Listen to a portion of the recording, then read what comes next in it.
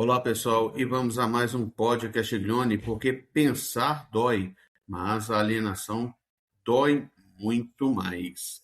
Se inscreva, curta e compartilhe, porque assim você ajuda o trabalho do nosso canal. Chega de dizer que não existe, chega de dizer que é exagero, chega de dizer que é teoria da conspiração. A Internacional Fascista tem endereço, tem financiamento, tem manual operacional e tem 920 páginas.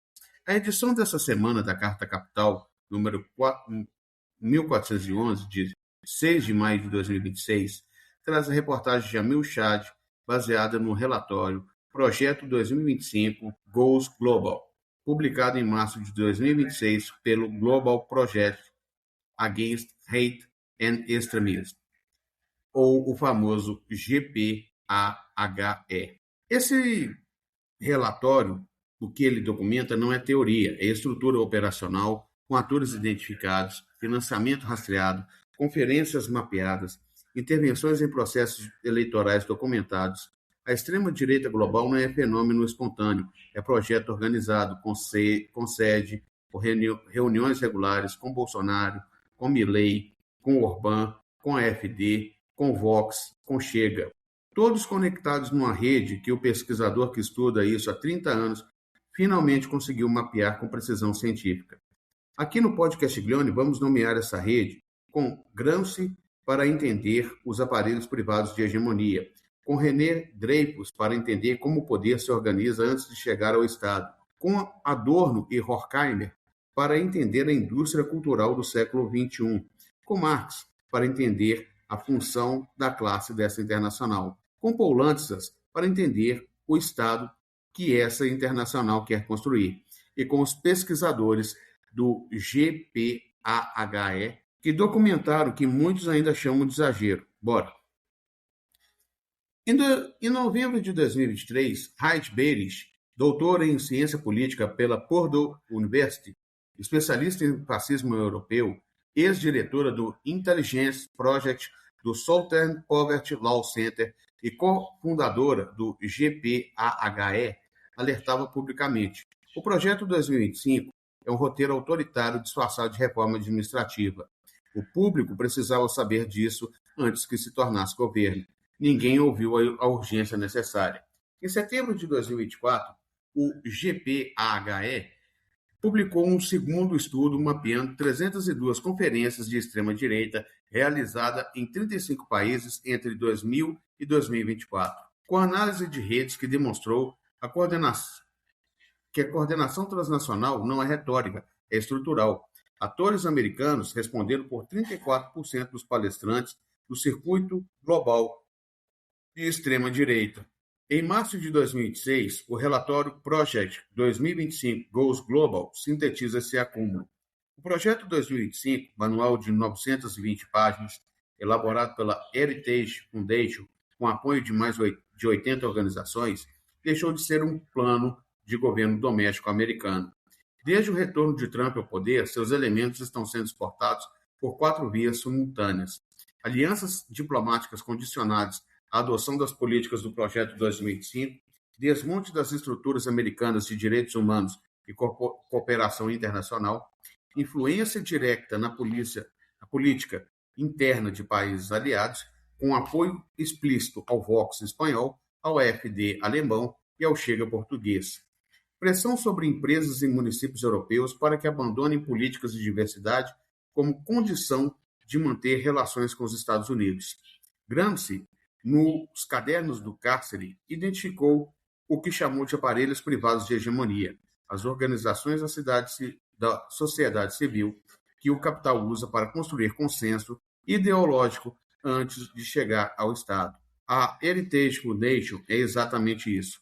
Não é partido e não é governo. É um aparelho privado de hegemonia que forma o projeto ideológico que depois é implementado pelo Estado quando o partido associado vence as eleições. E em 2026, esse aparelho se tornou exportador ativo de sua ideologia para outros países. Para entender o que está acontecendo hoje, precisamos de René Armand Dreyfus. Em 1964, a conquista do Estado, o estudo mais importante já feito sobre o golpe brasileiro, Dreyfus demonstrou algo que poucos queriam ver: O golpe de 1964 não foi espontâneo. Foi preparado durante anos por uma rede de organizações empresariais, institutos de pesquisa, associações civis e veículos de comunicação que construíram um terreno ideológico para a intervenção militar. O IPES, Instituto de Pesquisa e Estudos Sociais, era o equivalente brasileiro aos anos 1960 da Heritage Foundation americana de hoje. Um aparelho privado de hegemonia que articulava empresários, militares e intelectuais no projeto político e depois foi implementado com tanques. A lição de Dreyfus, que precisa ser dita em voz alta. Quando a direita age, ela age organizada, não improvisa, não reage espontaneamente, planeja, financia, constrói redes, opera em silêncio por anos antes do movimento decisivo. E o que o relatório do GPAHE documenta é que essa lição foi aprendida e exportada. A rede transnacional de extrema-direita atual opera exatamente como IPs dos anos 1960, só que em escala global e velocidade digital. Marx, no 18 Brumário, mostrou que os episódios históricos se repetem, primeiro como tragédia e depois como farsa. Mas aqui a farsa tem mais recursos tecnológicos do que a tragédia original e pode ser mais devastadora. A CPAC é o mecanismo concreto que o relatório do GPAHE documenta com precisão. A CPAC, Conservative Political Action Conference, foi criada em 1974 com o Fórum Conservador Americano. Em 2026, tornou-se o hub operacional da Internacional Fascista.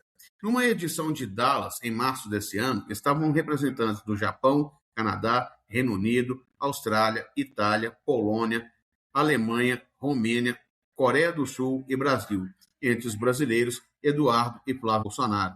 E aqui vem o detalhe financeiro que o dinheiro público brasileiro precisa conhecer. O Partido Liberal pagou 600 mil ao chamado chanceler do bolsonarismo, Sérgio Santana, sócio de Eduardo Bolsonaro e organizador da CEPAC Brasil, enquanto ele articulava essa rede internacionalmente. 600 mil do fundo partidário, que é dinheiro público, vindo dos impostos brasileiros, financiando a participação do Brasil numa rede internacional de extrema-direita. Poulantzas, em Estado, Poder e Socialismo, mostrou que o Estado burguês concentra as relações de classe em forma institucional e que o capital usa os recursos públicos para financiar seus próprios projetos de dominação. Aqui isso é literal. Dinheiro público brasileiro financiando a internacionalização do projeto bolsonarista, que depois retorna para atacar a democracia brasileira com recursos e estratégias aperfeiçoadas no circuito global de extrema-direita. Gramsci chamaria isso de bloco histórico em formação transnacional, articulação entre capital, aparelhos ideológicos e organização política que constrói a hegemonia antes de conquistar o Estado. Aqui precisamos ir além da análise abstrata e nomear os efeitos concretos que o relatório documenta, porque a internacional fascista não é apenas fenômeno cultural ou discursivo, tem resultados materiais devastadores. Em Uganda foi aprovada uma das leis anti-LGBT mais extremas do mundo, com previsão de pena de morte. O relatório do GPAHE documenta a conexão entre organizações americanas de extrema-direita e o processo legislativo ugandense. Isso não é influência cultural difusa, é interferência política organizada em soberania de outro Estado. A mesma interferência que o Ocidente denuncia quando vem da Rússia ou da China, mas ignora quando vem das organizações conservadoras americanas. Nos Estados Unidos, em fevereiro de 2026, a administração Trump revogou o Engagement Fund de 2009, a base científica de toda a regulação climática federal americana desde 2012. 16 anos de normas ambientais eliminadas em um único ato administrativo. Mesaros, em Para Além do Capital, identificou a destruição destrutiva como característica do capitalismo em crise estrutural.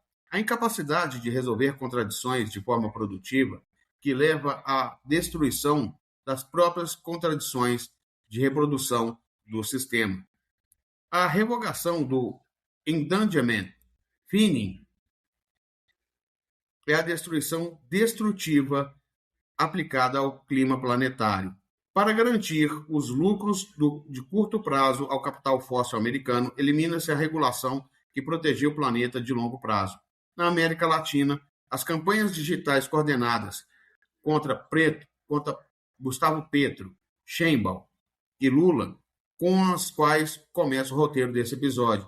Desinformação sistemática, construção de narrativa, tentativas de desestabilização de governos eleitos democraticamente. Aqui chegamos à dimensão mais nova e mais urgente da análise.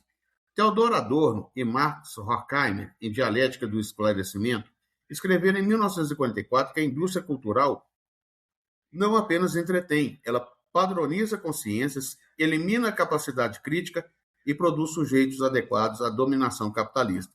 Em 1944, a indústria cultural era o cinema, o rádio e os jornais. Em 2026, a indústria cultural é o algoritmo. E o algoritmo tem uma propriedade que o cinema de 1944 não tinha. Ele personaliza a realidade para cada usuário, mostrando o que aumenta o engajamento e escondendo o que reduziria o tempo de tela. Elon Musk comprando o Twitter, agora X, não foi apenas transação comercial, foi aquisição de infraestrutura de informação por um ator com posição política declarada.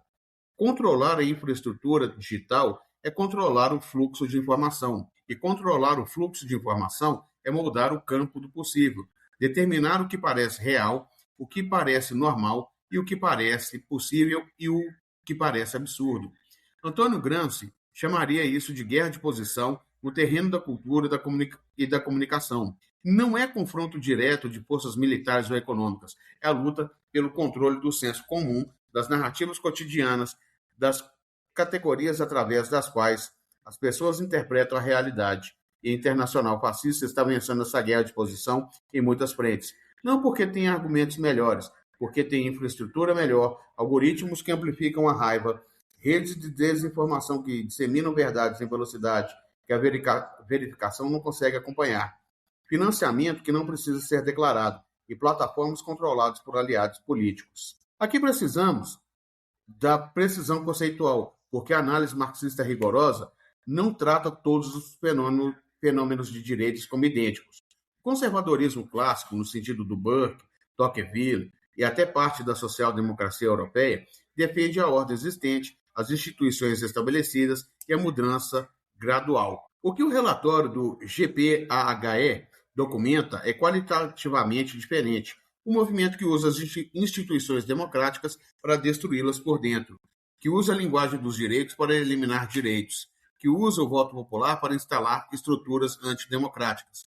Hannah Arendt, em Origens do Totalitarismo, identificou esse padrão como característico do fascismo do século XX.